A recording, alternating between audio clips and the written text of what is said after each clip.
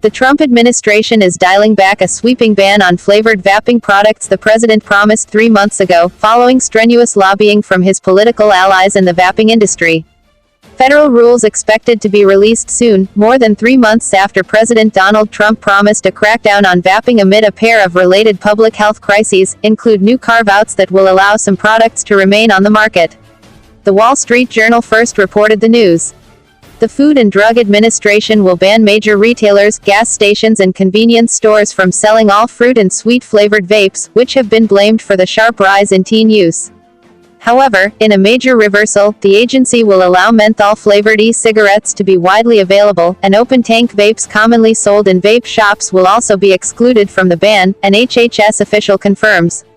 The decision is a win for some of Trump's conservative allies, who warned a more sweeping ban on flavored vaping products would alienate the president's base and weaken his re-election effort. However, the carve-outs have angered public health groups. It is a capitulation to both Juul and vape shops and gives a green light to the e-cigarette industry to continue to target and addict kids with flavored products, said Matthew Myers, president of the Campaign for Tobacco-Free Kids, in a statement Tuesday. The issue appeared to put Trump's top health advisors at odds with his re-election campaign and free market outside groups.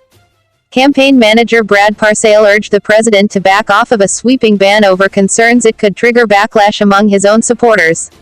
That also put the campaign at odds with First Lady Melania Trump, who the president identified as driving force behind the more muscular ban he initially proposed. Trump unexpectedly announced a plan for broad flavor bans in September, citing widespread teen vaping and concerns over the ongoing outbreak of vaping-linked lung illnesses.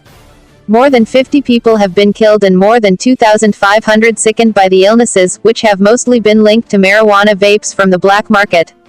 Children have died, people have died, Trump said at the time, citing Melania's concerns as the parent of a teenager. And we're going to have some very strong rules and regulations.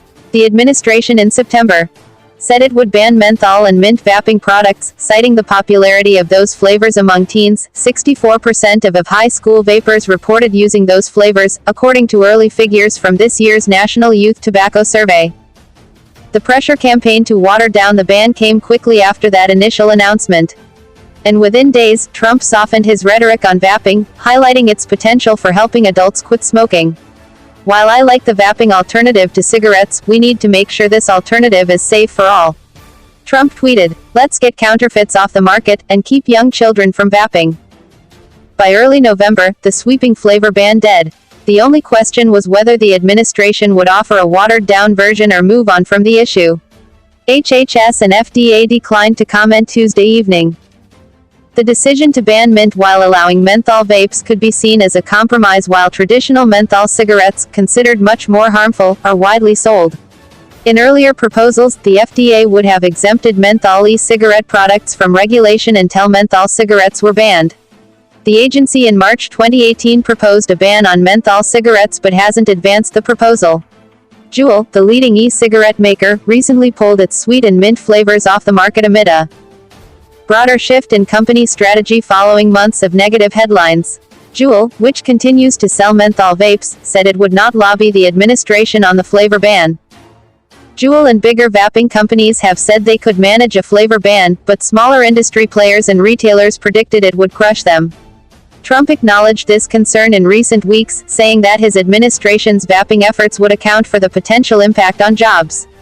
Thousands of small e-cigarette manufacturers and vape shops have warned that sweeping flavor bans would shutter an industry that's grown rapidly in recent years. Free market groups have warned that the impact could ripple into Trump's 2020 campaign efforts. 2020 elections: Warren confronts ghost of Howard Dean 1-2. Story continued below. One of those groups, Americans for Tax Reform, provided polling data to the White House and Trump campaign that showed flavor bans would hurt the president in every battleground state. Trump wants to win next year, said Paul Blair, the group's director of strategic initiatives. He knows that killing 10,000 small businesses and putting 100,000 people out of work for Christmas would be a pretty bad way to begin the 2020 campaign in earnest. Flavored e-cigarettes covered by the ban must be removed from stores without age restrictions, like gas stations and retail chains, within 30 days, HHS Secretary Alex Azar said in September. Companies hoping to sell those products again would have to prove to the FDA that their products don't harm public health. Trump's slimmed-down e-cigarette regulation will likely loom large in the initial months of new FDA Commissioner Stephen Hahn's tenure. The longtime cancer researcher was confirmed this month after senators grilled him on vaping regulation during a committee hearing. Lawmakers largely hailed the flavored vaping ban when Trump first announced it in September, but Democrats for weeks have been pushing the administration to formalize sweeping restrictions.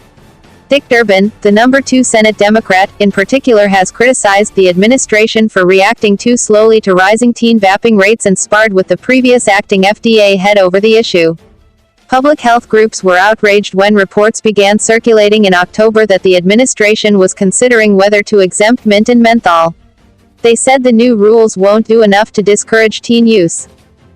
It's a compromise that removes the product that most Juul users are using today, but just as when mango flavor became less available, it opens the door to what they will use tomorrow, said Myers.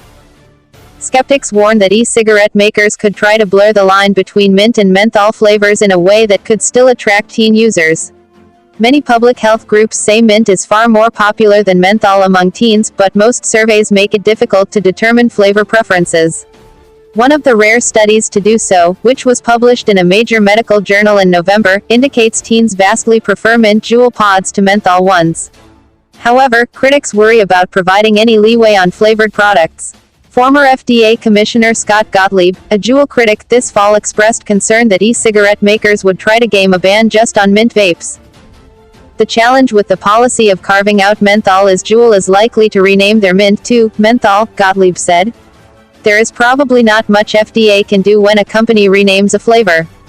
Critics such as Myers question whether limiting flavored sales to vape shops will actually curb teen use.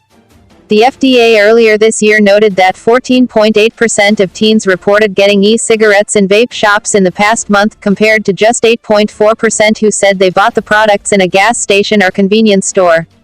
There is no rationale for exempting vape shops if the concern is sales to kids, Myers said.